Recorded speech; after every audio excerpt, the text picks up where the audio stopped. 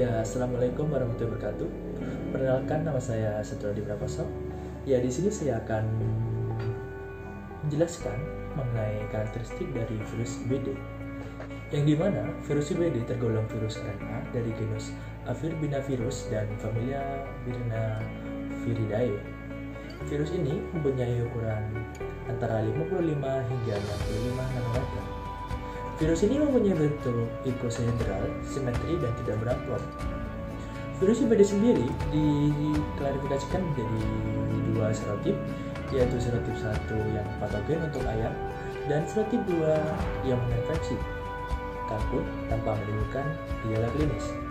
Virus IBD termasuk satu grup dengan infectious pathogenic necrosis virus atau yang disingkat dengan IPNV pada ikan Caswell, lalat Drosophila X virus DXV pada serangga, dan Telinavirus pada jenis kerang-kerangan. Itu saja yang bisa saya sampaikan. Selanjutnya saya akan dilanjutkan oleh teman saya. Waktu dan tempat saya persilakan. Guys,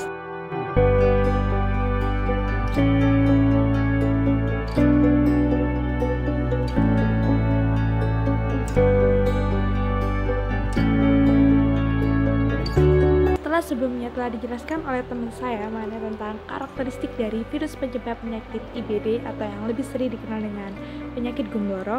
Kali ini saya akan menjelaskan tentang apa sih itu penyakit Gumboro dan bagaimana gejalanya. Yang pertama yaitu tentang apa sih itu penyakit Gumboro. Penyakit Gumboro atau IBD merupakan penyakit infeksius yang menyerang unggas dan bersifat akut. Agen penyebab penyakit ini adalah virus dengan genus Avirbinavirus, famili Binaviridae, yang mempunyai asam inti RNA rantai ganda dengan dua segmen, yaitu segmen A dan segmen B. Virus ini bersifat limfatropik atau menyerang sel-sel kekebalan tubuh, yaitu seperti bursa fabricius dan organ limfoid, yaitu limpa dan timus. Virus ini sangat merugikan bagi para peternak. Karena apa? Yang pertama, virus ini dapat menekan respon imun dari hewan yang diinfeksinya. Penekanan respon imun itu disebabkan akibat dari rusaknya limfosit sel B, yaitu sel yang berperan dalam pembentukan antibodi, sehingga mengakibatkan unggas tersebut mengalami imunosupresi atau penurunan daya tahan tubuh.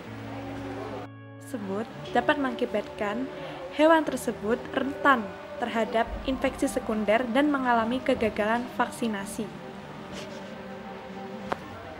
Selain itu, penyakit ini merupakan penyakit dengan tingkat mortalitas dan morbiditas yang cukup tinggi. Mortalitas pada penyakit ini berkisar antara 20-30% dengan morbiditas yang bahkan dapat mencapai 100%. Penyebaran penyakit ini dapat melalui kontaminasi pakan dan air minum.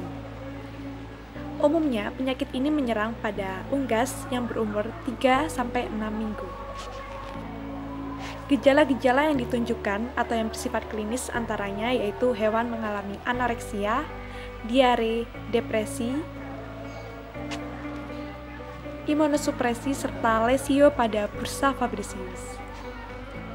Umumnya, pada unggas atau ayam yang berumur kurang dari 3 minggu tidak menunjukkan gejala, namun langsung menyebabkan imunosupresi.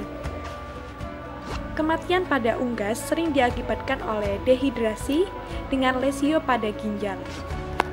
Fase akut, virus ini dapat menyebabkan depresi sel B pada bursa fabricius dan juga atrofi atau pengecilan atau hilangnya salah satu bagian tubuh.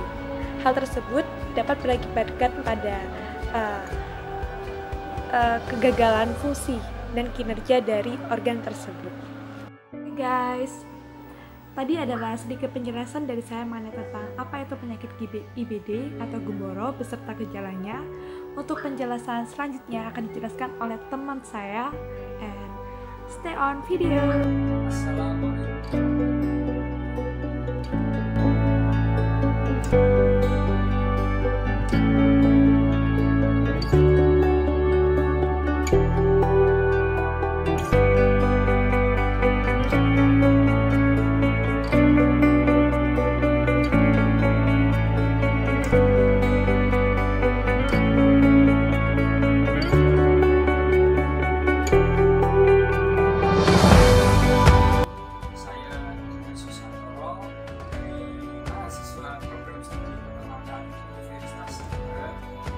akan menjelaskan secara singkat bagian skema patogenesis penyakit untuk memenuhi tugas laporan praktikum mata kuliah kesehatan ternak.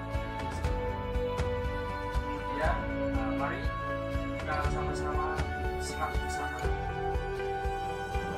Gumboro memiliki genom virus yang terbagi segmen A dan segmen B. Pada segmen A menyandi poliprotein VP5, VP2, VP4, dan VP3. Sedangkan pada segmen B menyandi satu protein yaitu VP1.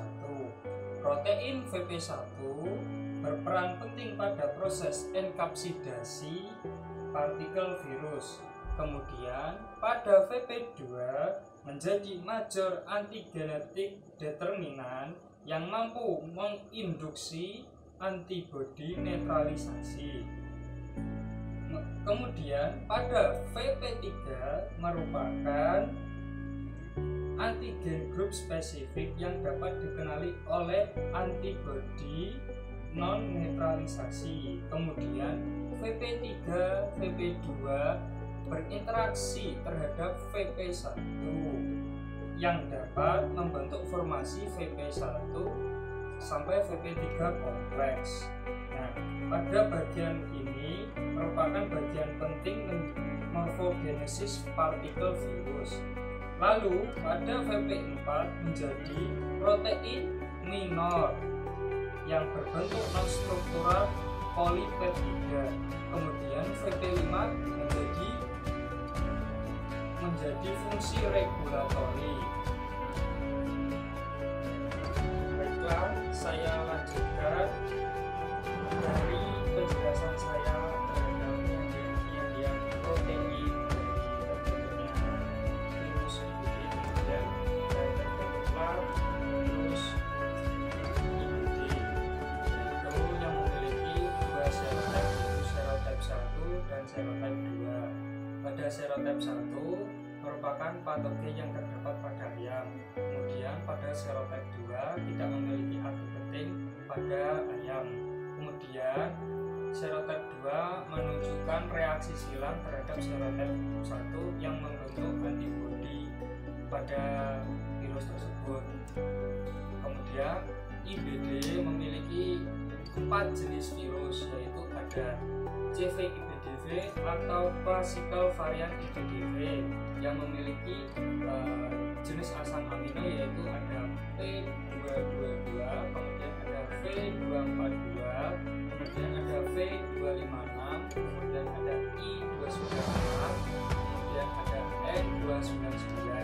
Kemudian selanjutnya yang kedua ada VV-IBDV atau Very Virulent IBDV yang memiliki jenis asam amino yaitu ada A222, kemudian ada I256, kemudian ada I294, kemudian ada yang terakhir ada S299.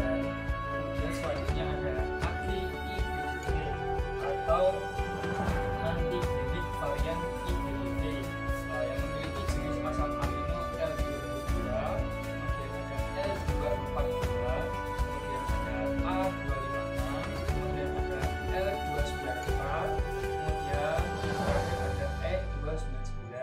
Kemudian jenis virus pada IBDV yang terakhir ada AIBDV atau Attenuate IBDV.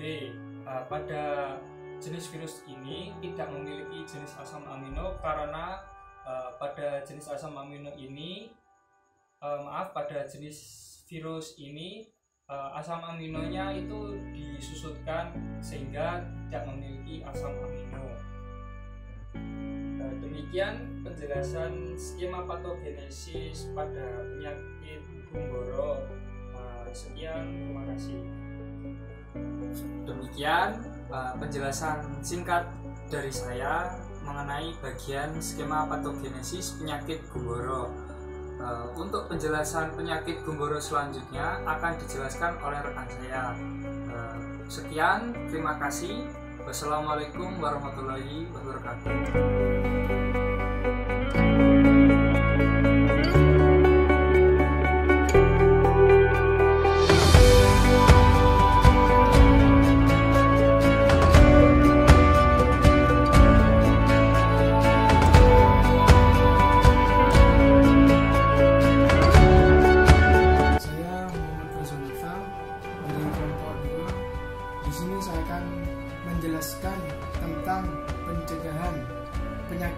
pada ternak unggas, yaitu penyakit gumboro.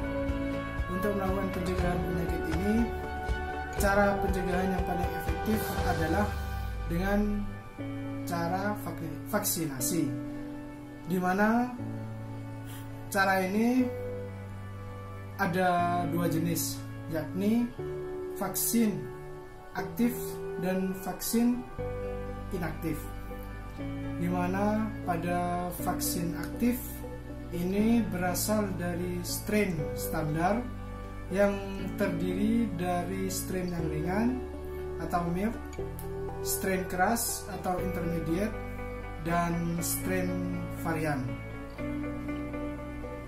Sekian dari penjelasan pencegahan penyakit gumboro yang singkat ini.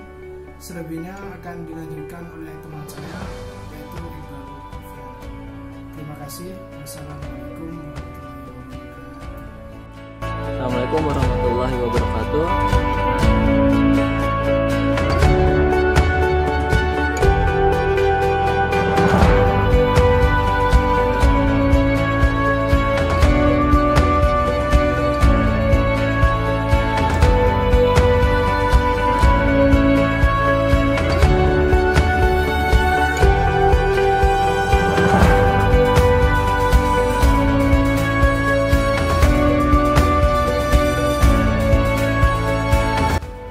Saya Muhammad Iqbal Alfinanto.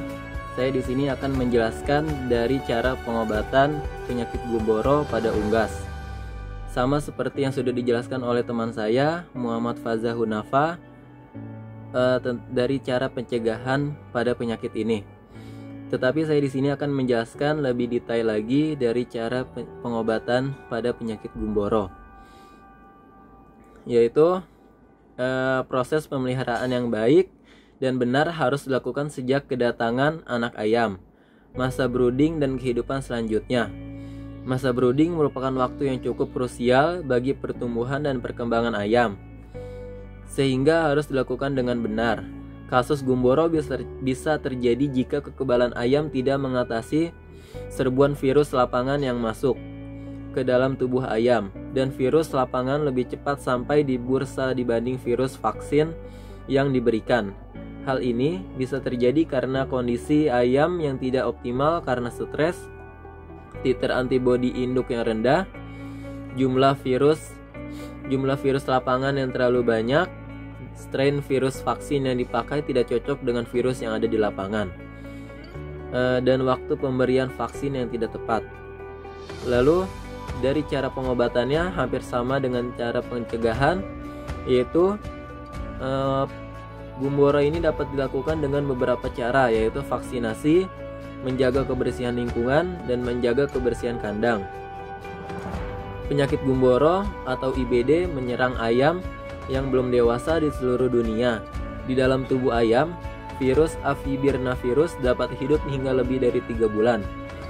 Kemudian akan berkembang menjadi infeksius dan melemahkan sistem tubuh ayam. Jadi dapat disimpulkan dari cara pengobatan penyakit gumboro ini, yaitu lebih tepatnya dengan suntik vaksinasi, menjaga kebersihan lingkungan, dan menjaga kebersihan kandang. Lalu ayam yang sudah divaksinasi dipisahkan terlebih dahulu dari kelompok ayam yang lain agar tidak menular kepada ayam-ayam yang lain. Cukup sekian penjelasan dari kelompok kami, kurang lebihnya mohon maaf. Wassalamualaikum warahmatullahi wabarakatuh.